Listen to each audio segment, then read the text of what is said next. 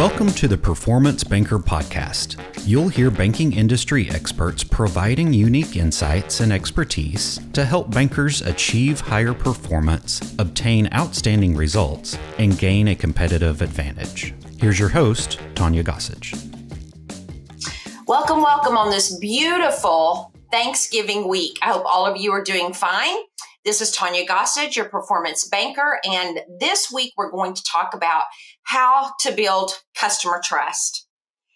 Every manager wants their staff to be the best that they can be and to unlock their potential to resolve customer issues and to improve the customer experience. I too even want that for myself, for those that I hire, and I wanted that when I was in the corporate world as well. You know, learning to build customer trust is ideal. It's key. That is really the key to success, is getting the customer to believing us, believe that we have integrity, to believe that they can trust us. And ultimately, that's what it's going to take in order for them to do business with us, is knowing that they can trust us on a day-to-day basis. So I'm going to talk about 6 steps to building customer trust. The first one is, so often we build scripts for our frontline staff to use. And if we do, that's okay. But we want to make them human if we use a script at all. And if you do use a script as an individual, be sure that you practice that script. I have been known to use scripts myself, even in my own business.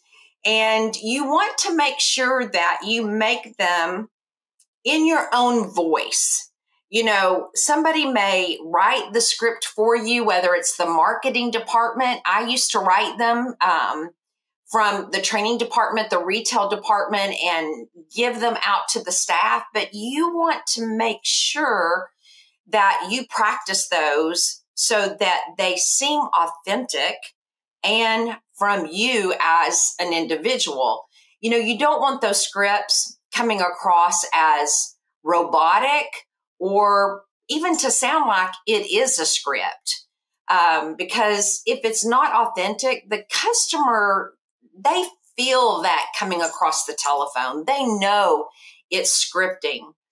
And while if you are a brand new employee, you're new to a call center, new to customer service, or whatever position you're filling, you may have scripts from your company.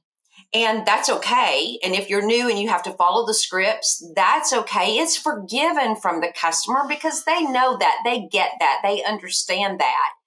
But again, you want to practice it and make it you. You may have to change and tweak a few of the words because they may not be words that you use on a day-to-day basis, but just make it you. And if you have to wait for the customer to grab something, whether it's a pen, paper, pencil, whatever it is, their driver's license, their social security number, again, whatever, carry on a conversation with them. Don't just sit there with silence, because that's going to help you to build trust with them. They want to know that you're human. And so talk about something personal. Don't talk about the weather. That's what everybody talks about. So talk about something different. Ask them maybe how their day's going. Ask them if they have anything fun coming up that they're doing.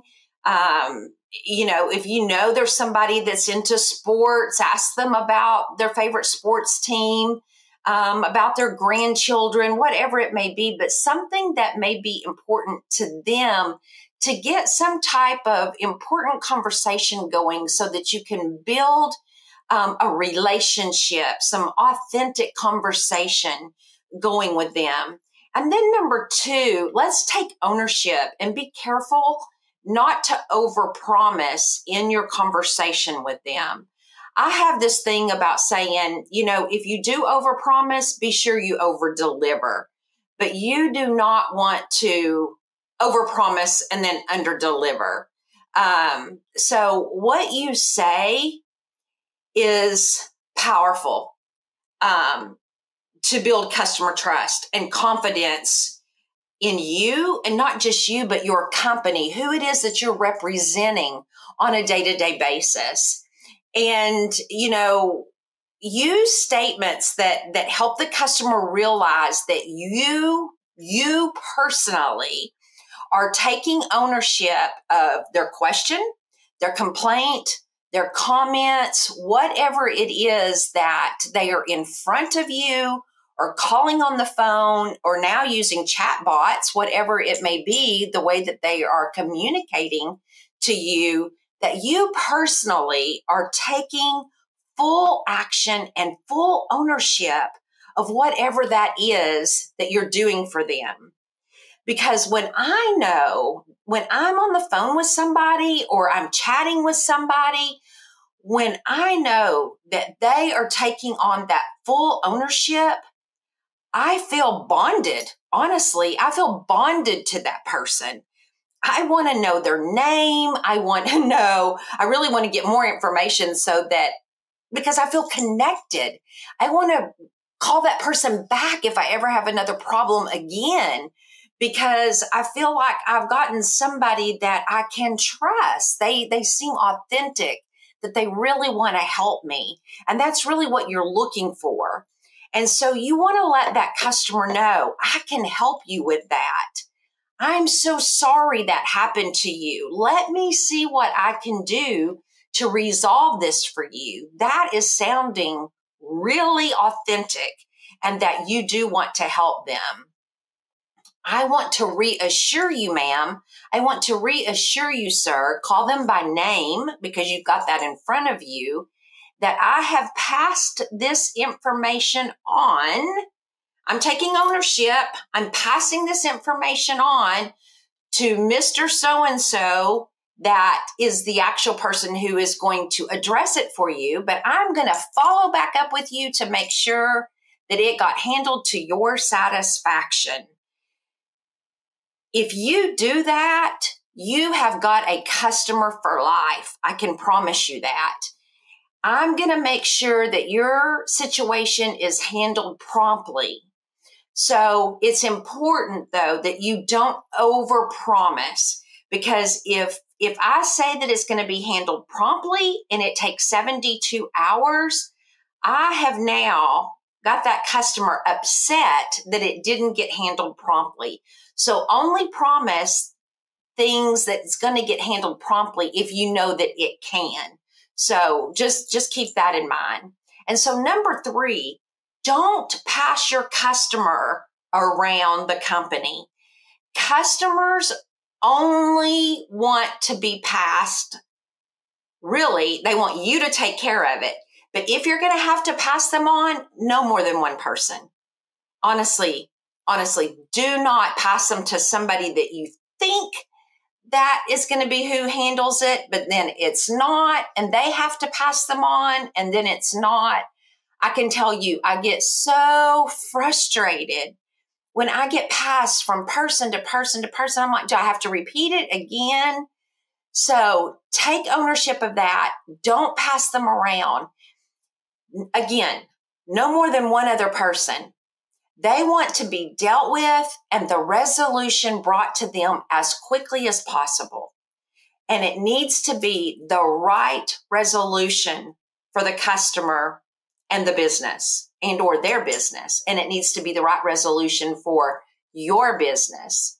So reducing the number of people that the customer talks to or the contacts that they have to deal with in the company greatly improves the trust that they have in you and your ability to resolve their problems and their challenges. Now, number 4, this one is critical. Do not guess. If you don't know, it is okay to say, I don't know, but I will get the answer for you. People do not expect you to know everything about everything. I know if you're like me, you want to know it all. Would love to know it all, but we just can't. But don't guess, because if you guess and you guess wrong, that's so frustrating to people. So just be honest, be firm, be fair, and as long as you can get the information and the knowledge that they need and be positive about it, you can empathize with the customer for whatever it is that they're going through. They're going to be just fine. I can promise you that. Customers, they recognize good service. They recognize great service. And they're not going to expect you, again, to know everything. So just be willing to get them the assistance, or be willing to get them the information that they need and then get back with them with the information that it is that they're looking for.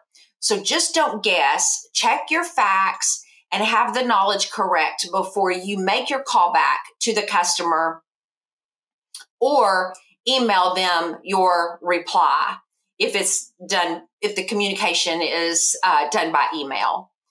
So only having part of the information or not answering the customer's question, honestly, it can damage the trust that the customer has in you.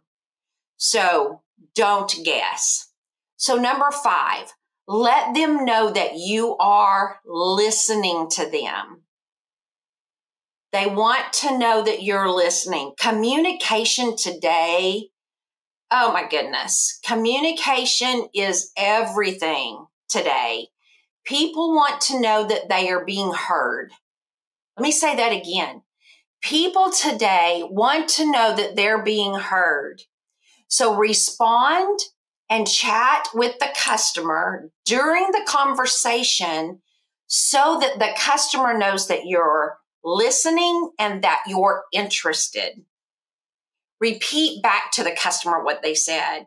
So what I'm hearing you say, Mrs. Smith, is, and repeat back to them so that they know that you're listening and that you have what they're saying correct. Chat with them like they're your friend. Oh my goodness, chat with them like they are your friend. That will go such a long way. Because number 1, you're going to seem like you're not bored or uninterested. You're going to come across like you are interested in their situation, and it's going to help you to build a relationship. I can tell you that today, networking, building relationships, the new commodity, I'm telling you. I love to get paid for networking. Did you know you could get paid for networking? Yes. Build relationships with people. It's so important. Number 6, lighten the mood. Lighten the mood. People want to see a smile on your face, and they really want you to make them smile. Try to make your customers smile. Try to make your customers laugh. I find that you really can hear a customer smile over the telephone. And you want to make memorable experiences with your customers. You want great recommendations from your customers. I don't know whether your bank, your credit union, your business get recommendations. I can promise you that if you don't get recommendations, you probably get negative feedback on social. If you don't treat them well, you can quickly get that response. But lighten the mood where you feel that it's appropriate. You know, as you lighten the mood and you make customers feel at ease, they're going to trust you more. They're going to trust what you're saying. You're going to build positive relationships with the customer. There's so much power. There's so much power in the words that you say, the phrases that you say. And when you come across authentic, you come across trustworthy, you come across with a positive attitude and willing to assist the customer, you will build a positive customer experience and build trust with your customers. I know that you would agree with me in that you want to build positive relationships with your customers. I do. I want to build positive networks, customer experiences, trustworthy relationships. When I was managing large teams, my boss and I would always say, try to find ways to say yes to things. Try to find positive ways to say no if you had to say no. But if you could say yes, try to find ways to say yes. Be creative. Think outside the box. In today's time, we need to be thinking outside of the box. I want to leave you today with some phrases that will help you build customer trust. And there's so many. But I just want to leave you with a few, and maybe you can build and expound upon top of these. But think through phrases like this. And as you hear these, think about whether or not these would make you build a more positive, trust, authentic relationship with someone. I'm very sorry that whatever. Your feedback is so valuable to us that it will help us improve whatever going forward. This is not what I want for you. I can understand why you're so disappointed.